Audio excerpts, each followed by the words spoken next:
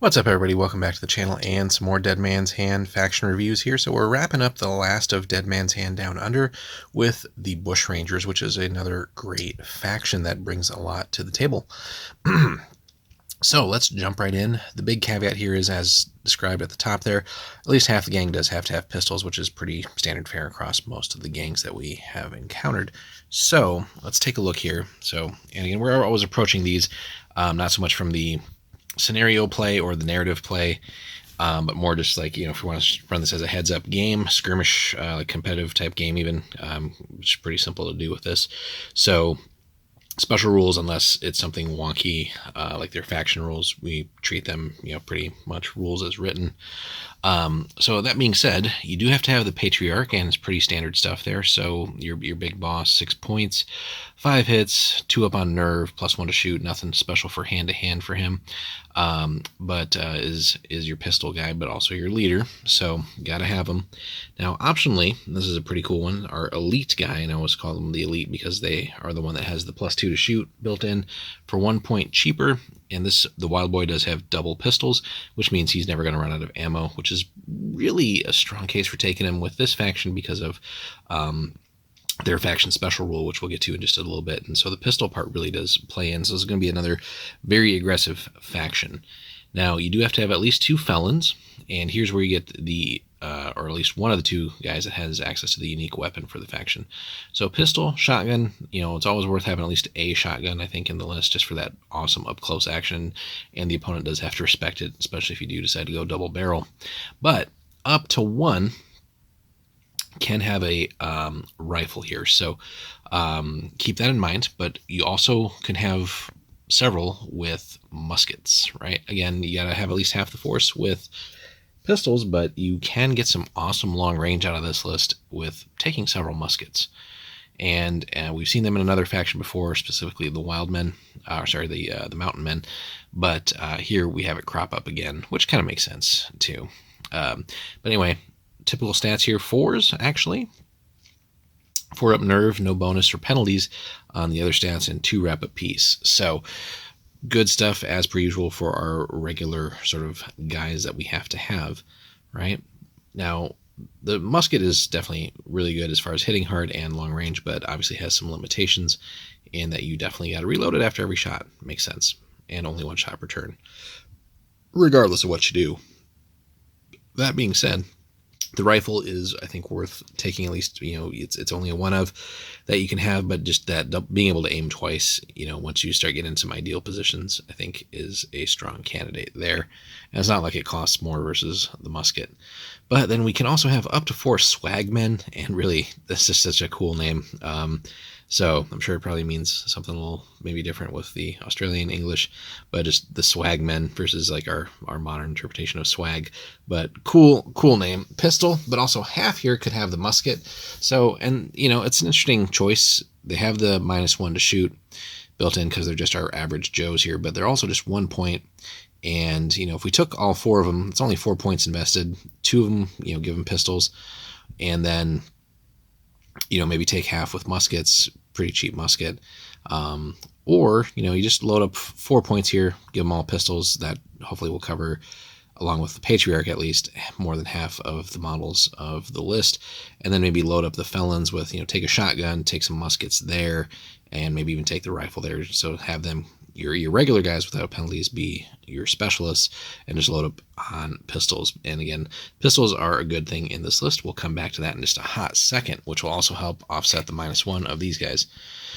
Now, the muskets, as we've seen, 1 shot per turn, always out of ammo after firing, obviously. Any hit that doesn't immediately take somebody out of action, though, is a damage and then a nerve test as well. So basically that first level where it's normally just a damage or an under fire marker, also is treated as the nerve test result at the same time. So like the higher end of the spectrum for hits. So really cool stuff there. But the musket is just awesome for its extreme range, right? So 0 to 40 is close, then long of 41. But again, I think in here they're going off of centimeters, so you gotta do your converting to inches. So So if I'm not mistaken, 10 centimeters is 4 inches. So 0 to 16 inches is close, so pretty solid. And then everything else is still long. But let's get into the special rules, because that's really where the flavor will come out with these guys. If a bushranger uses all 3 actions to shoot, which really has to be pistols, they may then remove an under fire marker from the shooter. So how cool is that? So they have healing built in for their unique action. Again, most factions have some sort of trick or gimmick where they essentially net a free action if they do something. And with these guys, having a free heal is for such an aggressive faction, that's kind of crazy that they get free heals off of this. So, and again, it makes another case for taking the Wild Boy, even though that's a lot of points, and you probably won't have as many bodies as you could otherwise have if you just ran the Patriarch Felons and the Swagmen.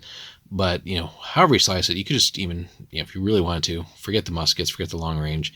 I'd still say take 1 shotgun, but you could go all pistols with this and just get in range and just start blasting every turn, because you're going to be super aggressive, and that close, they're going to also be close to you.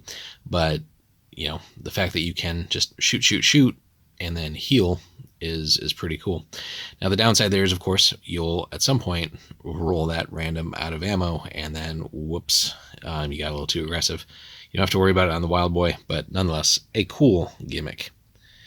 And then finally, living off the land. At the beginning of each turn, after initiative cards are placed, but before any models are activated, the Bushranger player may move any one of their models 1 move action for free. So they actually have 2 ways of sort of netting actions. And this is outside the normal turn and does not count as movement for shooting. So that's pretty cool too. So being able to get either out of line of sight or getting that much closer, especially if you know that your guy is going to be activating towards the top of the order or something like that, that can be very, very crucial. So with that said, let's take a look at their special cards, because I'm sure that will have some interesting abilities here too. So for the Jack level, play when one of the Bushrangers is taken out of action. All opponents within 20 centimeters, or in other words 8 inches, must take a nerf test.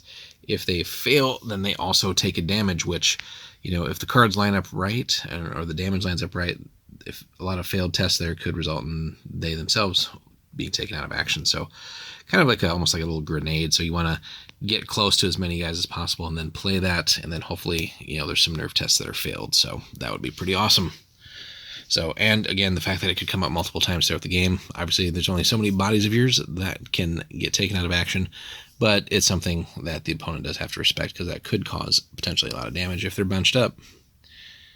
The Queen, so going up or coming down. Play at the beginning of the turn after initiative cards are revealed, but before any characters are activated. Take the top card from your deck and use it to replace any Bushranger's initiative card on the table. So just a little sleight of hand there, being able to move some stuff. Doesn't mean you get to look at it necessarily, but if you know it's a low card on the table, well, ideally you should be going up. The King, shoot on sight. Play when a Bushranger performs a quick shot. 2 shots are fired instead of only 1. That is pretty damn powerful. So on here, I don't imagine that should get the penalty, right? Because you're not taking subsequent shots, you're just kind of shooting at once. That'd be something to maybe see if there was ever any FAQ on that, but I would just treat it as, well, it's both the same action, you're just blasting really quick. But that's a pretty cool way to net, essentially, get an extra action by essentially getting another return shot at the opponent. And that's something that they're going to have to respect too, especially if they are close on damage. A couple of just regular hits from you could pop somebody if the dice rolls happen right, and they'll kill themselves essentially on their own action, their own activation. So that could be pretty nasty, especially if it comes up multiple times throughout the game, and especially if it's like, hey, you got to play this on the Wild Boy at close range multiple times throughout the game. Very nasty. All right, and then last but not least, no more. Play when one of the Bushrangers has taken 3 under fire markers and is about to be shot. Again, immediately move the Bushranger up to 10 centimeters or 4 inches. If this gets them out of line of sight, then the shooting character cannot fire further shots at this Bushranger. So it's another way of getting the duck back ability, but on a card here. So it does require, though, that you've at least got a whole bunch of damage on you, which does kind of run counter, if you're being super aggressive with your pistols and blasting away. Ideally, you can keep the damage down a little bit, but it's, again, just it's a situational card. I'd almost rather have that be the Jack, and then the Jack, the other cards kind of get bumped up in rank. I do like the King ability. I think is really awesome. But, hey, it is cool. Again, this certainly will help, especially, again, if you have a lot of damage on you, and then you maybe have already activated, so you can't duck back or anything like that. So it is kind of, again, an ace in the hole in the sense of trying to save one of your guys. So overall, some pretty sneaky cards and some nasty stuff here. So let us know, again, what you guys think of the Bushrangers for Dead Man's Hand. I think it's going to be a fun faction. We're probably still a few crews away, or a few gangs away from getting to these guys as far as paint goes. But I think, next on tap, we just finished our Tong crew. Just got to get them based, and then Mountain Men are in the pipeline for paint, and then we'll get some more battle reports out for you guys soon with all new factions. So we're going to try not to repeat any of the ones we've used before, and just keep showing you guys some new ones here in the very near future. So be on the lookout for some more battle reports. And then that, again, will wrap up this particular expansion, where we're going to finally head to the Curse of Dead Man's Hand and some of the more obscure factions for the game. But hope you enjoyed. Thanks so much for watching, and we'll see you in the next one.